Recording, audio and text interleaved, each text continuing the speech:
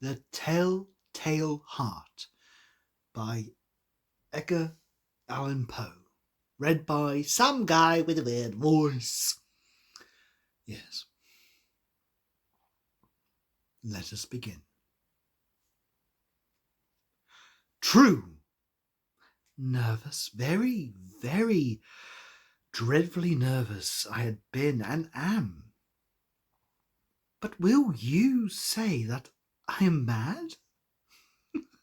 The disease had sharpened my senses, not destroyed, not dulled them. Above all was the sense of hearing acute. I heard all things in heaven and in the earth. I heard many things in hell. Now, then am I mad? Hearken and observe how healthfully and how calmly I can tell you the whole story. Is it possible to say how first the idea entered my brain? But once conceived, it haunted me day and night. Object, there was none. Passion, there was none. I loved the old man. He had never wronged me. He had never given me insult. For his gold, I had no desire. I think it was his eye.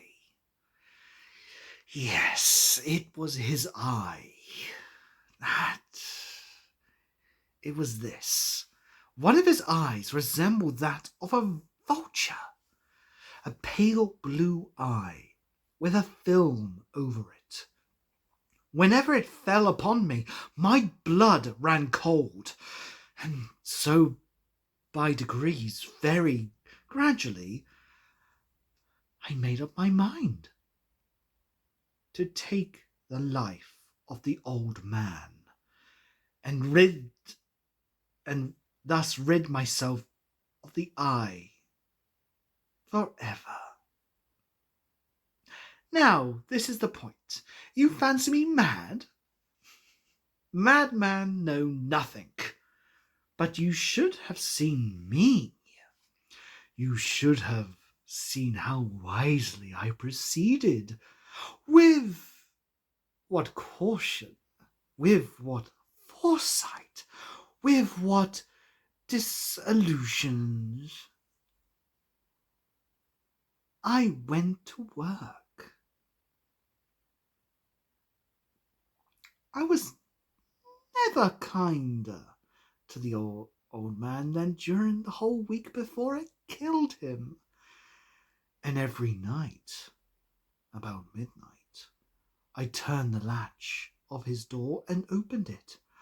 Oh, so gently. And then, when I had made an opening sufficient for my head, I put in a dark lantern, all closed, so that no light shone out. And then I thrust in my head. Oh, you would have laughed to see how cunningly I thrust it in. I moved it slowly, very, very slowly, so that I might not disturb the old man's sleep. It took me an hour to place my whole head within the opening so far that I could see him as he laid upon his bed.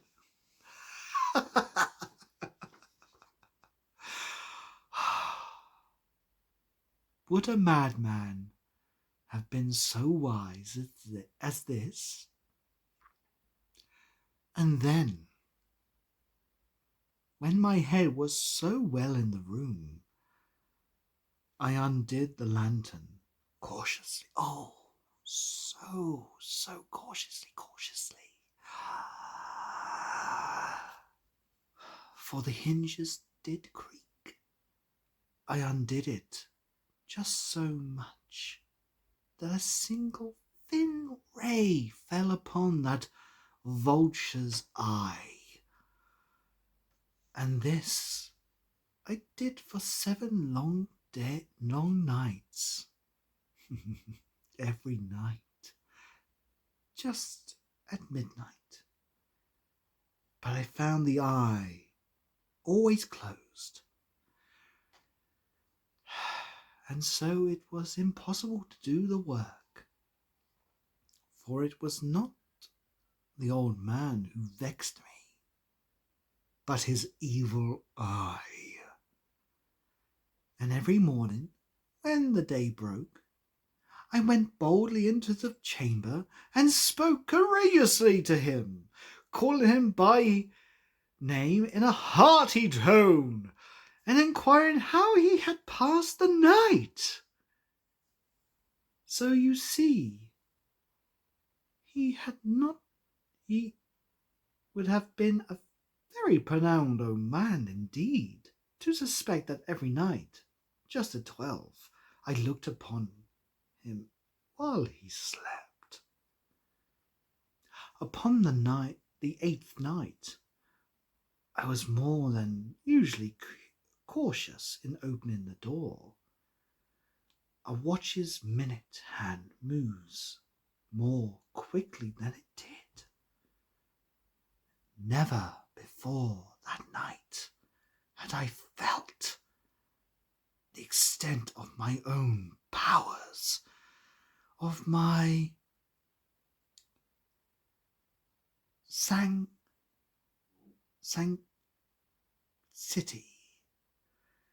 I could scarcely contain my feelings of triumph. Hush! To think that there I was, opening the door, little by little, and he not even to dream of my secret deeds or thoughts. I fairly chuckled at the idea, and perhaps, he heard me, for he moved on the bed suddenly, as if startled. Now, you may think I drew back, but no. His room was as black as pitch with a thick darkness, for the shutters were closed, fastened tight, through fear of robbers. And so I knew that he could not see the opening of the door, and I kept pushing it on steadily.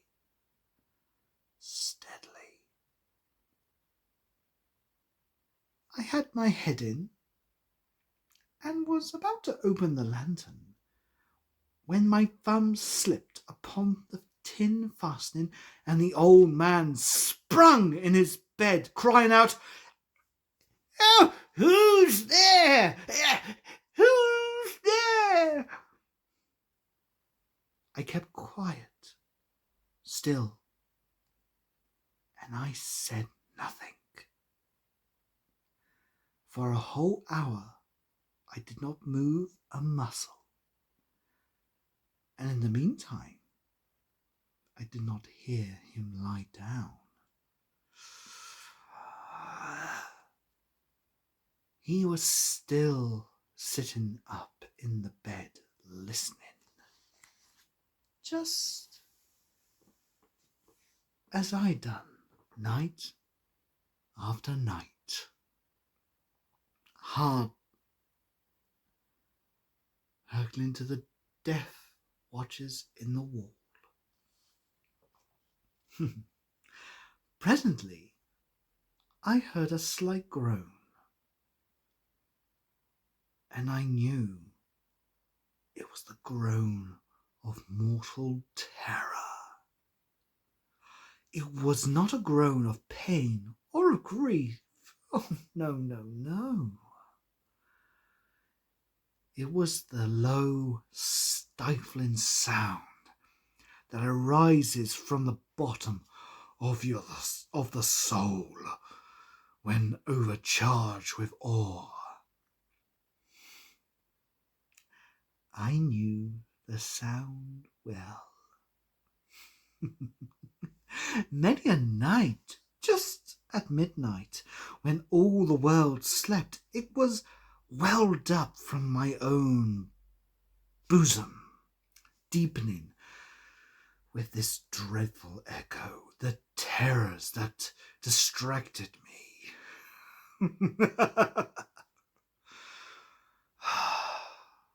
I say I knew it well. I knew what the old man felt, and pitied him, although I chuckled at heart. Yes, I knew that he had been lying awake ever since the first slight noise, when he had turned in the bed. His fears had been ever since growing upon him. He had been trying to fancy them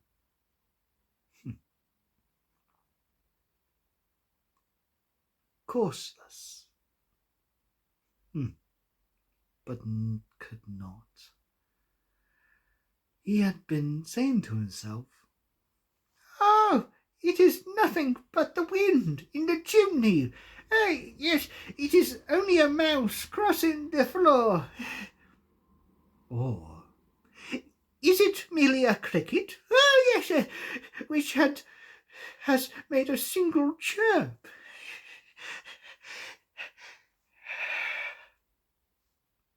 Yes, he has been trying to comfort himself with these superstitions. Yes, but he had found all in vain. All in vain. Because death, in approaching him, had stalked with his black shadow before him and enveloped the victim. And it was the mournful influence of the pensive shadow that caused him to feel, although he neither saw or heard, to feel the presence of the head within the room. When I had waited a long time, very patiently, without hearing him lie down, I resolved to open a very little crevice in the lantern. So I opened it. You cannot imagine how stealthily, so stealthily, upon at length a single dim ray, like the thread of the spider, shot from the crevice and full upon the vulture's eye. It was open, wide open, and I grew furious as I gazed upon it. I saw it with perfect distinction, and all a dull blue, with a hideous veil upon it that chilled the very marrow in my bones. But I could see nothing else of the old man's face or person, for I had distracted the ray as if by this instinct precisely upon that damned spot. And now, have I not told you what you mistake for madness? Well, what madness is for over acuteness for the senses. Now I say, there come to my ears a low, dull, quick sound, such as a watch makes when enveloped in cotton. I knew that sound well, too well. It was the beating of the old man's heart.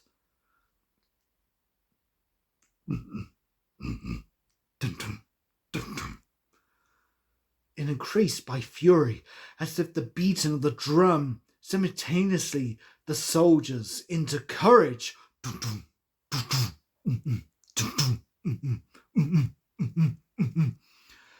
But even yet I refrained and kept still. I scarcely breathed. I held the lantern motionless. I tried how stealthily I could maintain the ray upon that eye. That eye. Meantime, the hellish tattoo of the heart increased. Dun, dun, dun, dun, dun, dun, dun, dun. It grew quicker and quicker and louder every instant.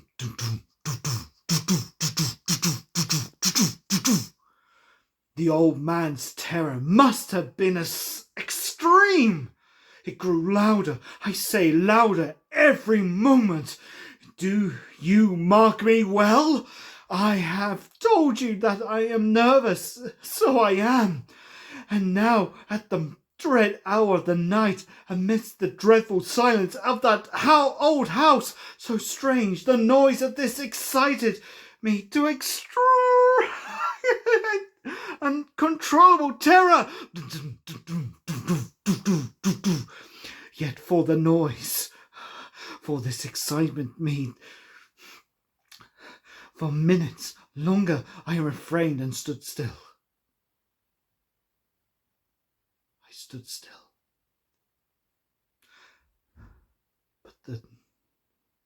But the beating grew louder. It grew louder and louder. I thought the heart must burst, and now a new anxiety seized me.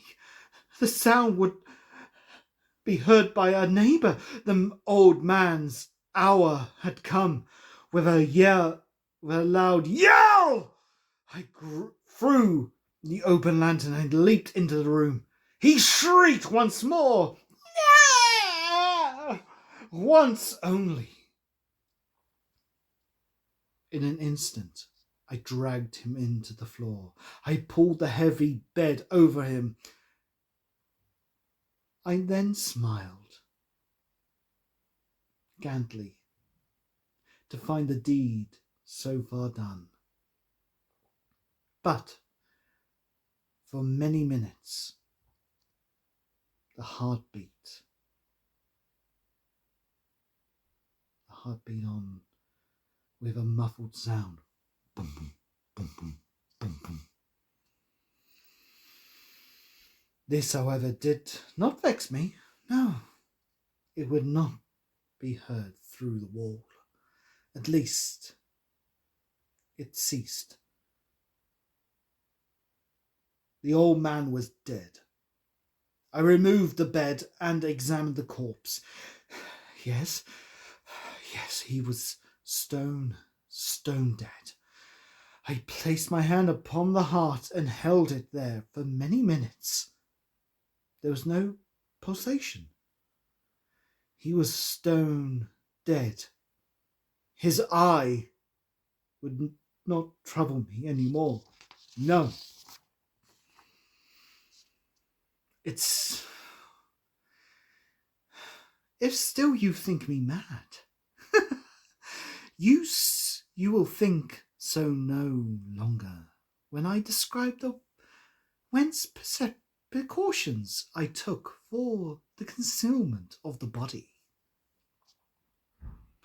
The night waned, and I worked hastily, but in silence. First of all, I dismembered the corpse. I cut off the head. Yeah, and the arms and the legs. Then I took up 3 planks from the flooring of the chamber and disposed all between the shatlins. Yes. I then replaced the board so carefully, so cunningly, that no human eye, not even his eye, could have detected anything wrong. There was nothing to wash out, no stain of any kind, no blood spot whatever. I have been too wary of that. A tub had caught hold. Yes, no spot. When I had made an end of all these labours, it was 4 o'clock, still dark at midnight. As the bell sounded the hour, there came a knocking at the street door. I went down to open it with a light heart.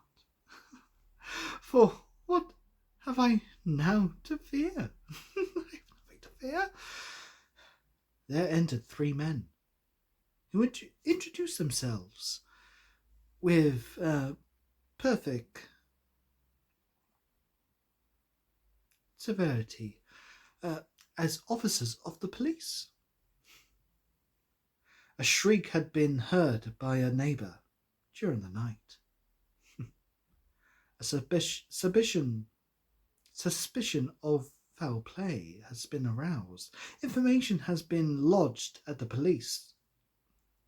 Well, the police office, and they have been disputed to search the premises. Sorry. Yes. I just smiled. I'm sorry for stuttering.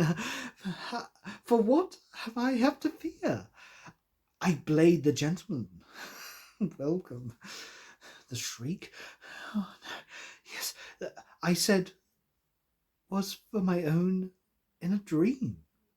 The old man, the mentioned, was absent in the country. I took my visitors over the house. I search. Well, yes, please search. I led them at search to his chamber.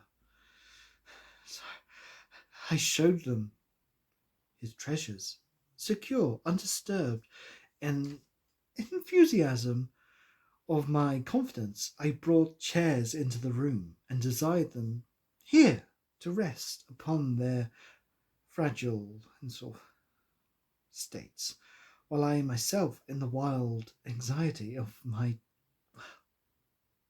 exuberance, of my triumph, my perfect triumph, placed my own seat upon the very spot which I reposed the corpse of my victim. The officers were satisfied. My manner had convinced them. I was singularly at ease.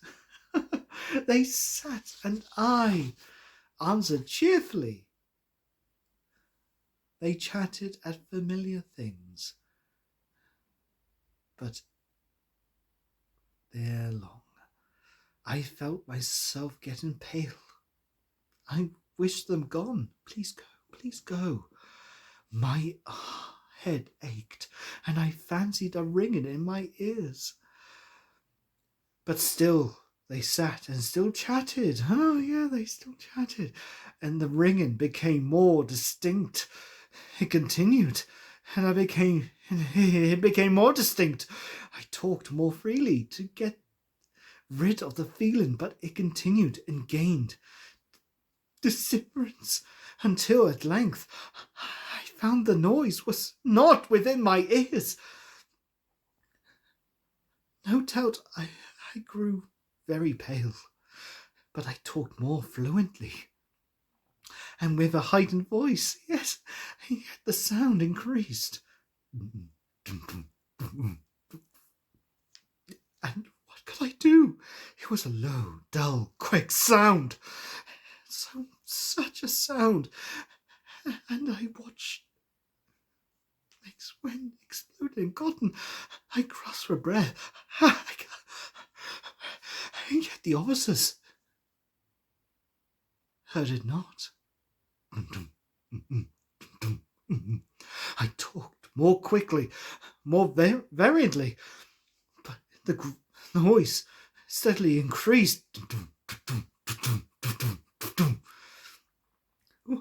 Why would they not be gone? I paced the floor to and fro with heavy strides, as if excited to fury by the observation of the men, and the noises increasingly increased. Oh God, how could I? What could I do? I foamed, I raved, I swore. I swung the chair upon which I had been sitting and grated upon the boards, and the noise arose all over and constantly increased. It grew louder, louder, and louder, and still the men chatted pleasantly and smiled. Was it possible the men they had not heard? Almighty God, no, they heard. They suspected, they knew, they were making a mockery of my horror. This I thought, and this I think. But anything was better than this agony. Anything was more tolerable than this decision. I could not bear this. I could not bear the hypocritical smiles. No longer. I felt I must scream or die, and now again, hark, louder, louder and louder and louder and louder. Villains! I shrieked. Dismissal no more. I admit the deed. Tear up the planks. Here. It is the bearing of this hideous heart.